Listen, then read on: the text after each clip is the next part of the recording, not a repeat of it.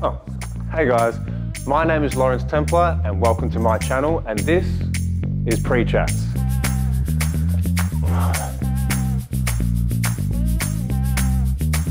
Just waiting for my guest. I've got one. Where? Where is he?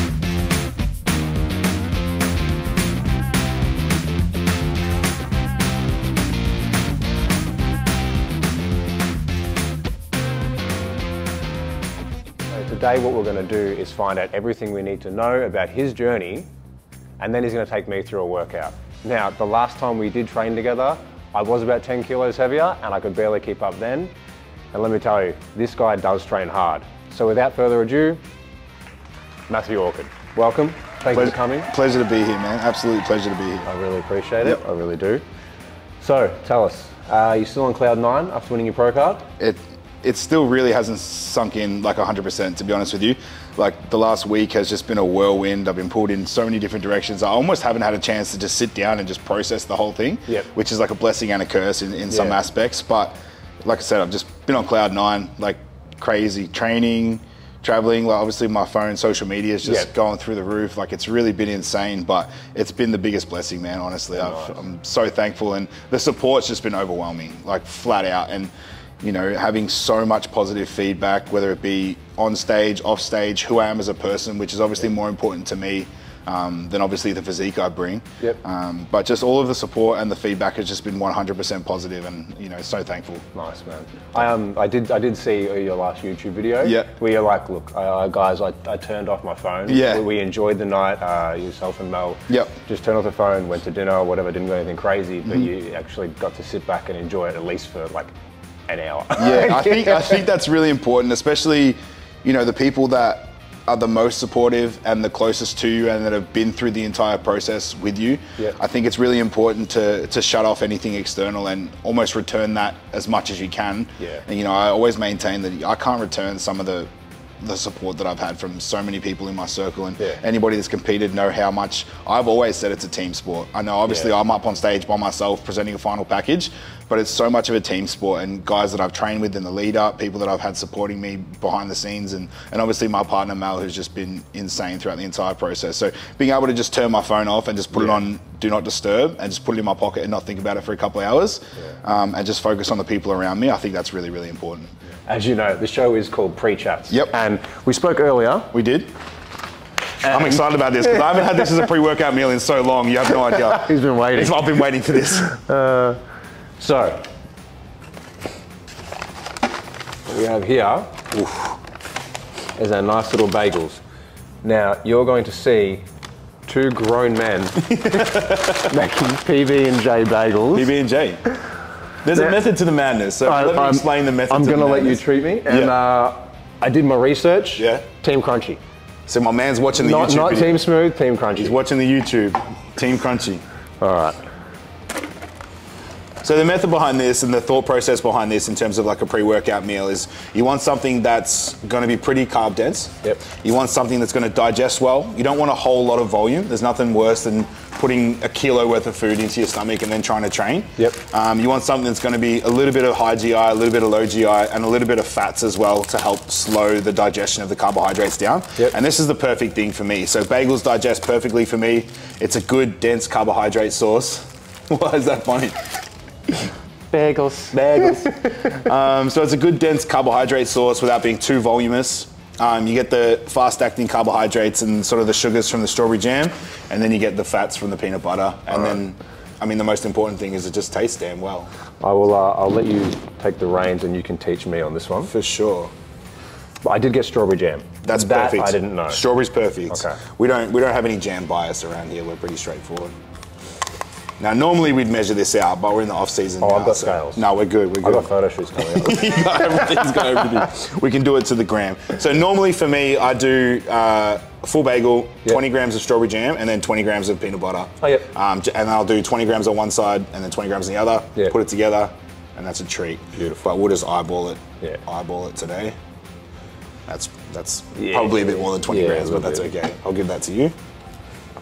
So we'll spread that across there. So we're putting peanut butter on one side. Yep, and then jam on the other side. Okay. And then just smashing the two together. And then trying to talk and discuss everything while whilst we're chewing our way through some bagels. Beautiful. And that's professionalism 101 right there. That's what that is.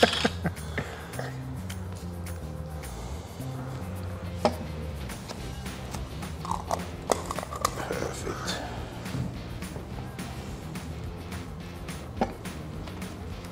All right. Look at that. He's got the technique down. There we go. I'm still learning. Oh, you're good. But I don't know if there's an incorrect way to make a peanut butter and jam bagel, but if there is, we'll find it. We'll find it. Alrighty. Cheers. Cheers.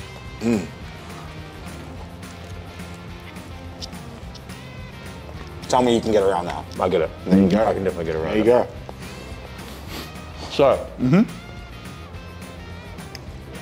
We're about to get all the all the ASMR lovers just tuning in just to watch us eat and chew on a bagel. Do with that shirt off. So, we're not doing that. Now, IFBB Pro card, classic physique. Now, I do know you were competing in men's physique originally, because we did compete around the same time. Yep. I did first timers. Pretty sure you did the open and won. I did, yeah. He did the open and won. I did first timers and came first. Do not compare the two. I am a lot smaller than he was back then, even. But why the change to classic physique? The end goal was always classic physique for me, but it was all about being realistic in terms of my own physique, whether I thought I would measure up. And originally, like I spoke to you, like men's physique is where I thought I was going to stay. Yep. But for me, it just was a matter of just growing as a person and as a bodybuilder, and eventually it just led into that. Yep. And then being able to pose a little bit differently, obviously showing my legs rather than the board shorts that they wear in the men's physique. It was just the category that fit me perfectly. Like I said, from a muscularity standpoint, from a physique structure standpoint, and then from a presentation standpoint, it just aligned with me perfectly. Nice. Definitely. Definitely, like, it is a bigger dream. Like, in my opinion, I love the look of a classic physique rather than just men's physique.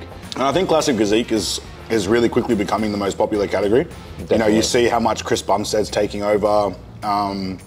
People prefer that more aesthetic look, the big broad shoulders, the tight waist. You know, the open bodybuilders are very niche, they're very specific, and they can be a little bit too extreme for some people. But if you walk around the street and ask, you know, your everyday person who they most prefer to look like, usually their answer is a classic physique person. 100%. I saw on your Instagram you posted a little while ago, there was a video of you posing, I'm going to say 4 or 5 years ago. Okay. Yeah, I think it was. That would have been one of the original posing videos that I ever did. Yeah. When you see a video of yourself like that, yep. Does it feel unreal? Does it feel like a different person? How does it feel looking back and going, oh, that actually wasn't that long ago? Yeah, look, the biggest thing for me is like my mindset change. Yep. And I have a good laugh with my best mate Mitch because he's been with me since sort of day one. And you know, every year that I compete, we'd look at it and we'd be like, oh wow, this is the best you've ever looked. You're amazing. This, that, and the other. Yep. And then the next year we look back at the previous year and we're like, oh wow, we made so much more improvement. Like, I can't believe we looked at that 12 months ago and we were shocked and amazed. And right now, and that's kind of happened every single year. Yeah. But I think we often forget we're constantly so in this mindset of, you know, looking forward. We forget to look back and appreciate how much work has actually gone in. Yeah. And I think that's really, really important. And that's not even from a physical aspect, from an emotional aspect, from a spiritual aspect, you know, everything like that, being able to progress in so many different ways and being able to remember where your mindset was looking at one of those old videos and then knowing where my mindset is now, looking at my current physique and things like that.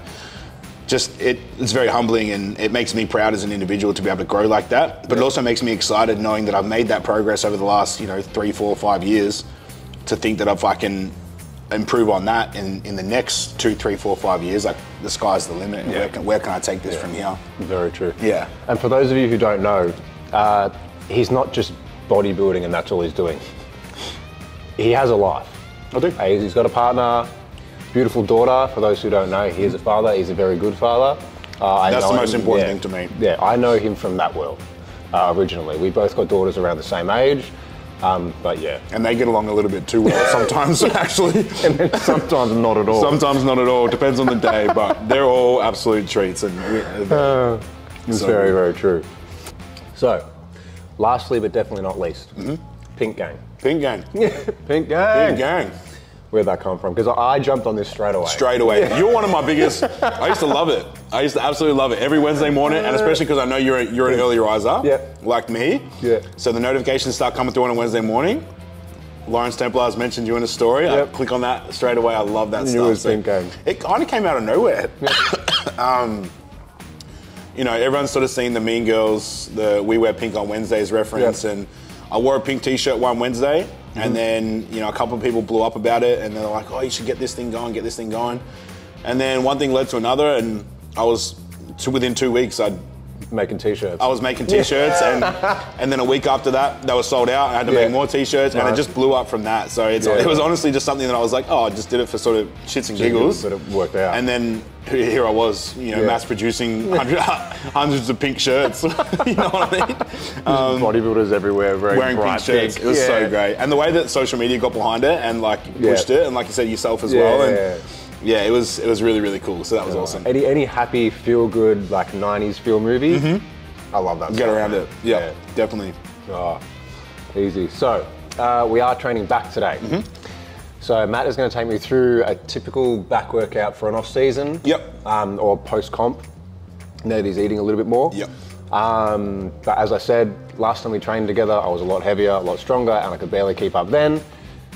He's going to be a little bit nice, and he said no deadlifts. We'll go easy. That was purely for me, not for him. That was purely for me, not deadlifts. So we will see how we go. But last thing, start and drink these. Crack a tinny. Single hand. There we go. Cheers. Done.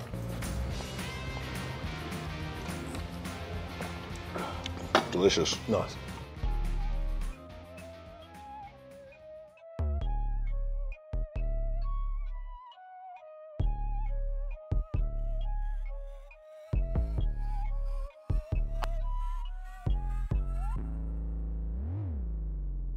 Here we'll keep this like in a neutral grip. I'm a big fan of the neutral grip just to start and really just like accentuating that stretch. And then as we're coming up, really trying to like lift our chest up and really squeeze. So that's why I like to go with the assisted. Really so it keeps you like in a more straight line variation. The second that you start to have the unassisted, your body starts to swing a little bit. We take out of what we need to. So cool. We'll start with that. We'll see how we go. Just trying to start in terms of like stretching and activation. So nice big stretch up. Nice.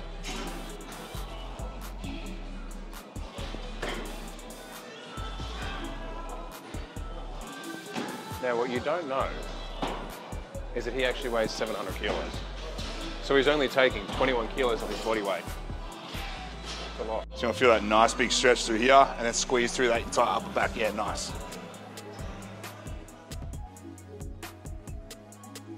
As long as the camera captured that. He said that baby was pretty nice.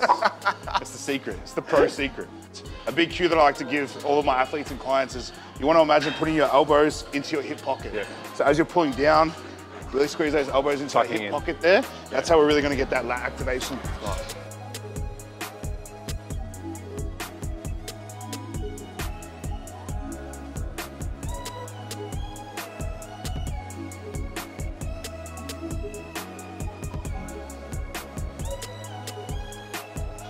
We've got a camera on us, so we've got to add 2 more plates, I suppose. For you.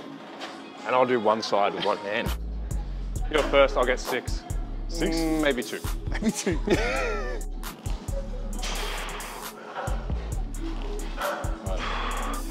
Come on. Let's go. And again.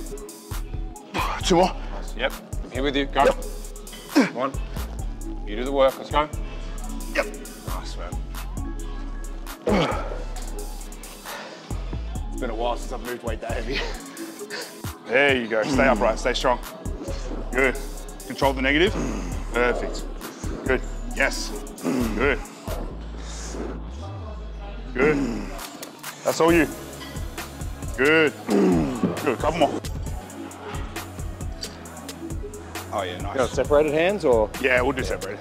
Big fan of doing like unilateral movements, so single arm movements, especially for something like the back or the chest or things like that, where one side's always naturally going to be more dominant than the other. Yeah. Especially like earlier on in the workout where you're trying to get the activation and the blood flow, things like that. Doing single arm movements really just make sure that both sides are where they need to be. So when you do move into your heavier compound movements, everything's primed, ready to go. Yeah. And then you can just go full ball and you're good to go.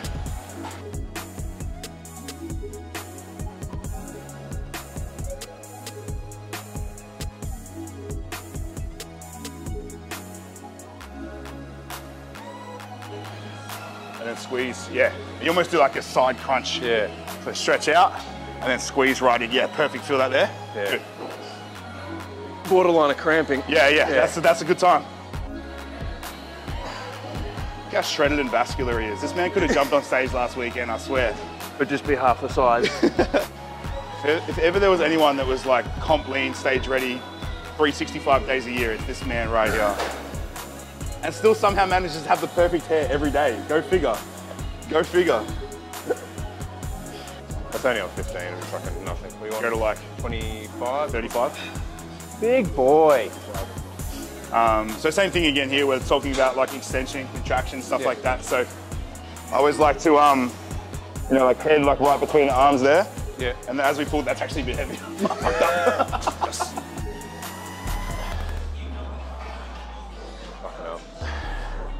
You can feel the bottom of his lat just fucking turn on. The instant he goes to pull down.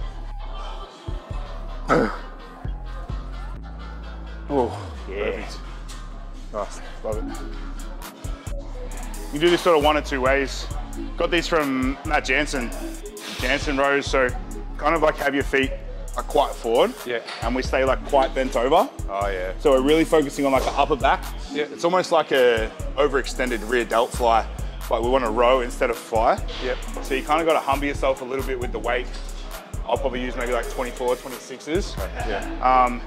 So we stay quite compact, quite bent over. Yep. And it's like a real upright, elbows flared. So it's not, we're not trying to hit lats here. We're trying to hit that, flaring right like out. The rhomboids, that upper back trap, stuff like that. So yeah, we'll do that.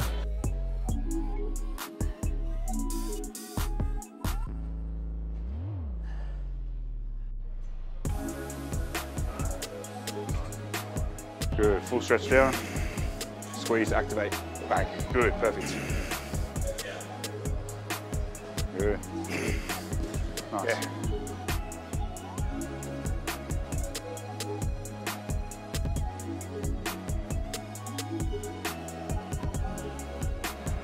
Yeah.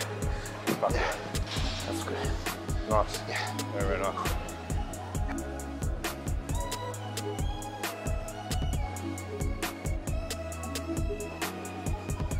Weighs 13, 14 kilos more than me.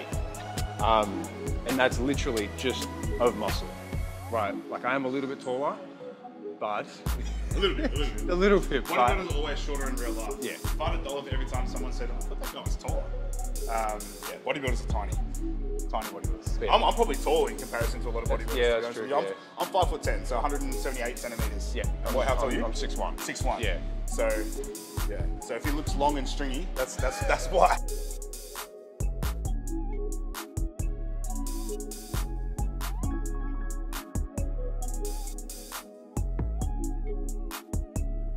The famous one. There it is.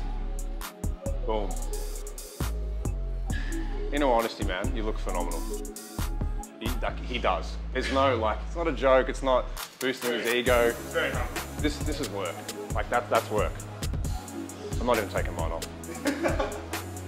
I'll show you a string bean. You ready? Give the people what they want. I think that's security. I'll still do it. It's like a little model body. That's what 15 kilos on the front. That is 15 kilos. Thanks, man. Appreciate it. Thanks for having me, man. If you guys like this video, please subscribe. I will link all of Matt's stuff as well in the comments below and put all the pictures here. You know all the jazz. But thanks for coming, man. Thanks for having me. Really appreciate it. Looking forward to it. This is really fun.